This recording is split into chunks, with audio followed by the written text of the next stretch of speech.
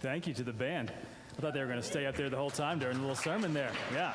Thank you to the band. Thank you to the choir who's going to sing a little later. Usually they sing first, but we got it mixed up. Thanks to Grace, who's been here the entire holiday season for like 500. She's skipping finals all the time just so she can be here. No, she's not really skipping finals. She's doing all that too. Thank you to the AV crew who is here so that people can be out there and watch the things. And thank you for sharing your special Sunday, this special time. I know it's such a busy time, and it means a lot when you say, on this day, I am going to make time in my life to honor even this little light. Some of you, I know, you don't believe in God, whatever that means, but you're here because you hope that the world is the kind of place that has love and hope and peace and joy. And you want to make sure that this time of celebration is one where you can honor that with other people who, a lot of you, I know some of you, and a lot of you have nothing in common except that you're here right now, and there's beauty in that. So because of that, because it's so important to have that light, I promise that this is going to be a short sermon. That's your present for tonight. Short sermon. We're going to be through it. Yeah. Okay. This is what I think about the holiday season. I think about the holidays a lot. This is what I think. We have been building up. In our type of church, it takes 4 weeks to get to now. This is kind of stair steps, 4 stair steps to get there. And it all leads to a celebration like this. We have been taking, some of these steps are a lot of work, some of them are a lot of fun, getting us closer and closer to celebrating God's full presence in the world. And that's really obvious when there's like a baby being born, there's a big change in the world. That's a great sign for how God just shows up in the neighborhood. Sometimes God's full presence is obvious when finally, after all that work, finally after all the time off requests and finishing finals week, and you finally get to just rest and set aside your worries with the people that you love. Maybe a week, maybe a day, maybe just one night and one dinner.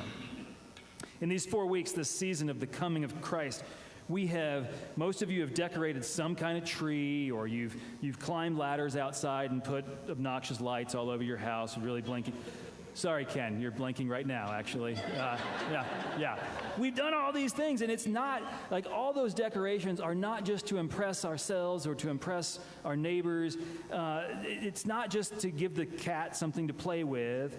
All the glitter and all the tinsels and all the light and all the shining is a way to express this feeling of joy, this little dormant feeling of joy that finds itself so covered up under blankets for so much of the year. Finally, it can come out and be itself, be in joy. And what would it be like to welcome God in our home, to heal these hearts? It'd be joy, just like that.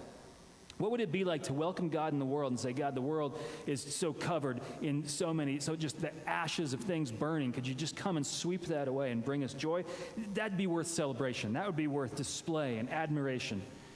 Because what could be more joyful than knowing that the creator of the whole universe cares enough to show up in your house and in your heart and in your life and in this world?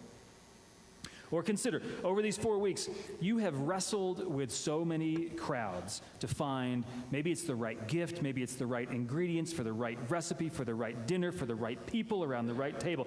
It's no small task, all the things that you've done. Some of you have planned, and you've wrapped, and you've shipped, and you've stood in so many lines.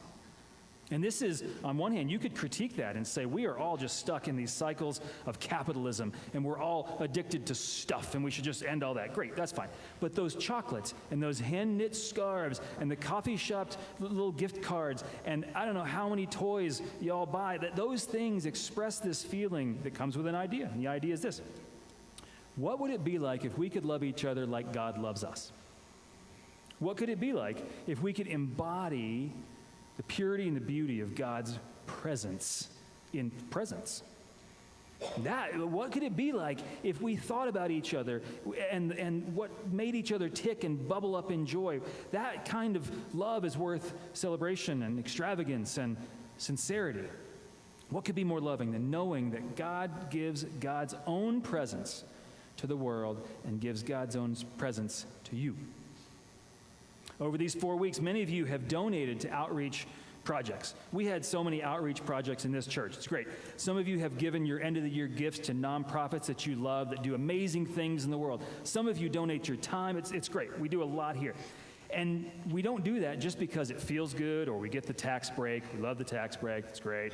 But these offerings are an expression of how you want the world to be shaped.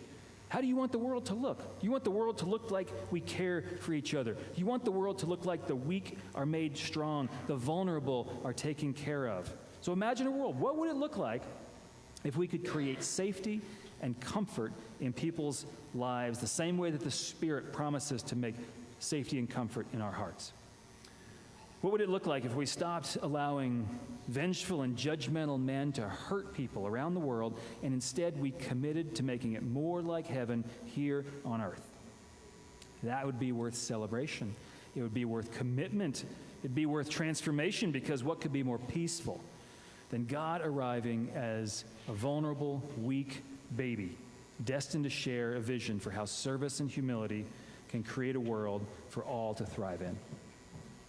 Over these 4 weeks, we've been reading stories. Many of them are grim and foreboding. Some of the stories that we in these last few weeks are stories of fear and darkness. Stories from Isaiah and Habakkuk and John. And do we read them merely out of habit, just because somebody before us told us to read these stories, so we read these stories? Because religion is nothing if it's not do what you're told. That's a joke for those of you who don't come here all the time. Do we read this Christmas story tonight because it's familiar? And if we read enough verses, the preacher won't go on long and we can go back and have the eggnog and it'll be great, maybe. But more so, I think we read these stories to describe the foundations of our hope. We read these stories, this story tonight especially, to express the belief that no matter what breaks, the mending matters more.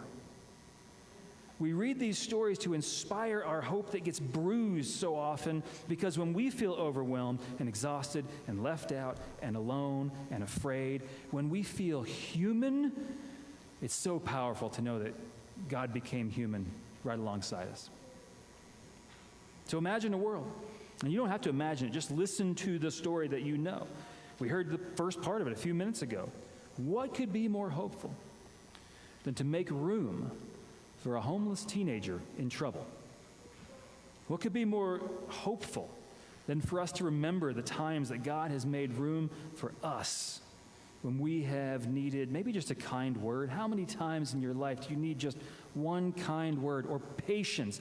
How many times in that busy grocery store when your just heart is breaking because there's so many things bigger than just the stuff in your basket, and someone's patience gives you the ability to just get home and not break down? Maybe we just need a place of rest, and somehow God makes this room. Maybe God gives us room to trust somebody when it seems like so many people in our lives let us down, so many institutions in the world we can't believe in anymore, and finally someone stands up and we can, yes, my trust in humanity is returned.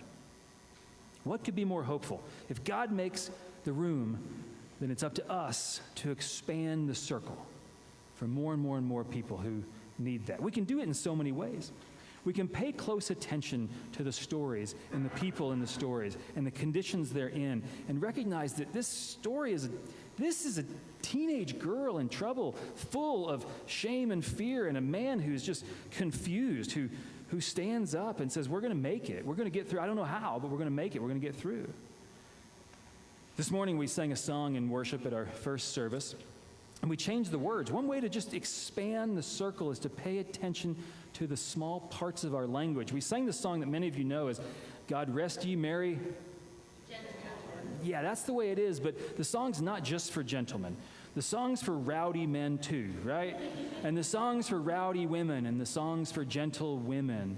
And the song's for people who aren't just gentle and they aren't just rowdy, but somehow parts of their lives are mixed into gentle and rowdy. Some of you are like that. Some of you, like the words gentle and rowdy, they don't encompass who you are. And so you need other words, right? And the song isn't just for men and women, but it's for people who those words might not encompass all who they are, or they might be a little bit mixed up, or we might need new words to describe what they are.